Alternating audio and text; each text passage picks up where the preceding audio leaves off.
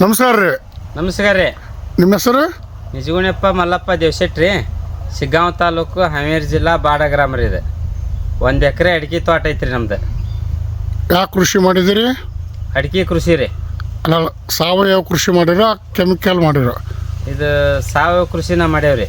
ಯಾವ ಗೊಬ್ಬರ ಹಾಕಿರಿ? ಯಾವ ಗೊಬ್ಬರನ ಹಾಕಿಲ್ರಿ, ತಿಪ್ಪಿ ಗೊಬ್ಬರ ರೀ. ಈ ತೋಟಕ್ಕೆ ಏನು ಬಳಕೆ ಮಾಡಿದಿರಿ? ಗ್ರೋವೆಲ್ ಕಂಪ್ನಿದು ಅರೇಕಾ, ಪೊಟ್ಯಾಶ್, ಮೈಕ್ರೋಯಿಡ್ಸ್. ಎಷ್ಟು ಸರಿ ಹಾಕಿದಿರಿ? ಇದು ವರ್ಷಕ್ಕೆ 6 ತಿಂಗಳಿಗೆ ಒಂದೊಂದು ಸರಿ 2 ಸರಿ ಹಾಕಿವ್ರಿ. 2 ವರ್ಷ, 1 ವರ್ಷದಾಗ. ಬೆಳೆ ಯಾವ ಥರ ಬಂದೈತಿ ನಿಮ್ಮದು? ಚಲೋ ಐತಿಲ್ಲ, ನೋಡಿರಲ್ರಿ ನೀವು, ಚಲೋ ಬಂದೈತಿ, ರೆಡ್ಡಿ ಇಲ್ರಿ. ಇದು 5ನೇ ವರ್ಷ ರೀ. 5 ವರ್ಷ ಮುಗಿದು 5 ವರ್ಷ 2 ತಿಂಗಳು ಆತ್ರಿ. ಈಗ ತೋಟ ಹೆಂಗೈತ್ರಿ? ತೋಟ ನೋಡಕ್ಕೆ ಏನೈತ್ರಿ, ಈ ಥರ ಅದಾವ್ರಿ. ಇಲ್ಲಿ ಐತಿ ನೋಡ್ರಿ, ಅಲ್ಲಿ ಐತ್ರಿ, ಇಲ್ಲಿ ಐತ್ರಿ, ಇಲ್ಲಿ ಐತ್ರಿ, ಇಲ್ಲಿ ಐತ್ರಿ, ಇಲ್ಲಿ ಐತ್ರಿ. 5 ವರ್ಷದ ಐತ್ರಿ. ಅಡ್ಡಿ ಇಲ್ರಿ. ಎಲ್ಲ ರೈತರು ಇದನ್ನ ಯೂಸ್ ಮಾಡಕ್ಕೆ ಯೋಗ್ಯತೆ ಐತಿ ಅಂತ ನನಗೆ ಅನಿಸ್ತೈತಿ ರೀ. ಗ್ರೋಯಿಲ್ ಕಂಪ್ನಿ ಬಗ್ಗೆ ಏನು ಹೇಳಕ್ಕೆ ಇಷ್ಟಪಡ್ತೀರಿ? ಗ್ರೋವಿಲ್ ಕಂಪ್ನಿ ಬಗ್ಗೆ ಅಡ್ಡಿ ಇಲ್ರಿ. ರಿಸಲ್ಟ್ ಎಲ್ಲ ಚೆನ್ನಾಗಿ ಬರ್ತೈತಿ ರೀ. ಕಡಿಮೆ ರೇಟ್ನ್ಯಾಗ ಕೊಡ್ತೀರಿ ನೀವು. ಆದ್ರೆ ಅಡ್ಡಿ ಇಲ್ರಿ.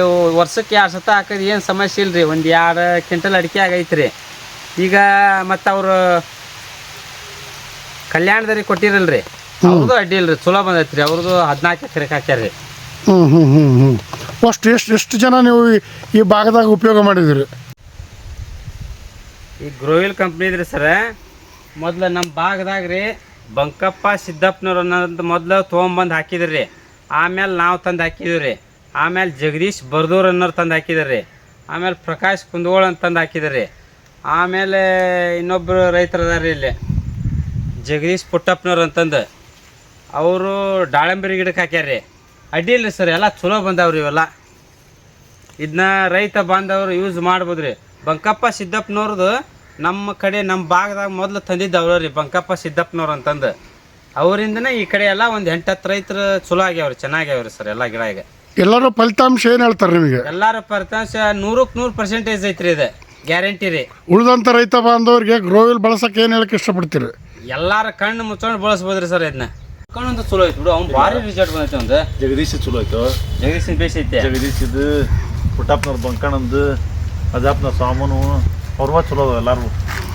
ಒಂದು ಬಾರಿ ತಿಂತಾನೆ ಆಳ್ತೀವಿ ಇವು. ಇನ್ನು ಹೆಂಗೆ ಬರ್ಬೇಕು ನಿನಗೆ? ಗೆಜ್ಜೆ ಬಿಗಿಬೇಕು ಅವು. ಹೋಗ್ಬೇಕೈತಿಲ್ಲ, ಅಡ್ಡಿ ಇಲ್ಲಲ್ಲ, ಚಲೋ ಅದಾವ. ಚಲೋ ಅದಾವ.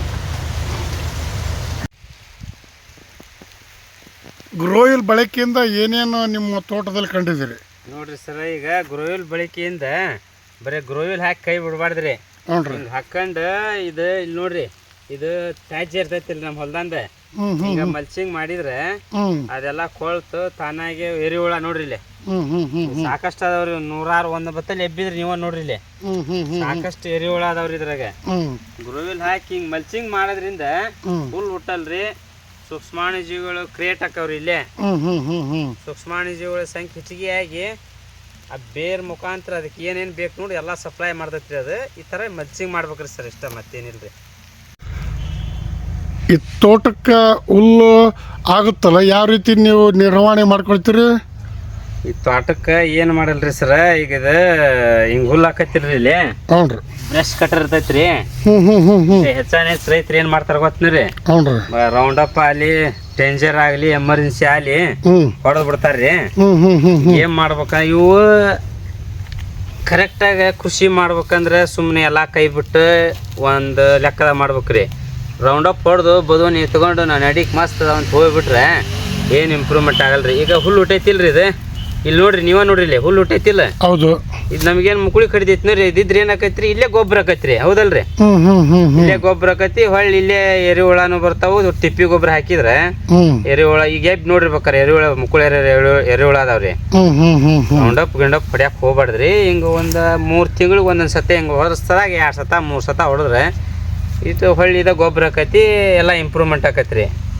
ಇಷ್ಟ ರೀ, ಮತ್ತೇನಿಲ್ರಿ ಸರ್ ಇದ್ರಾಗ.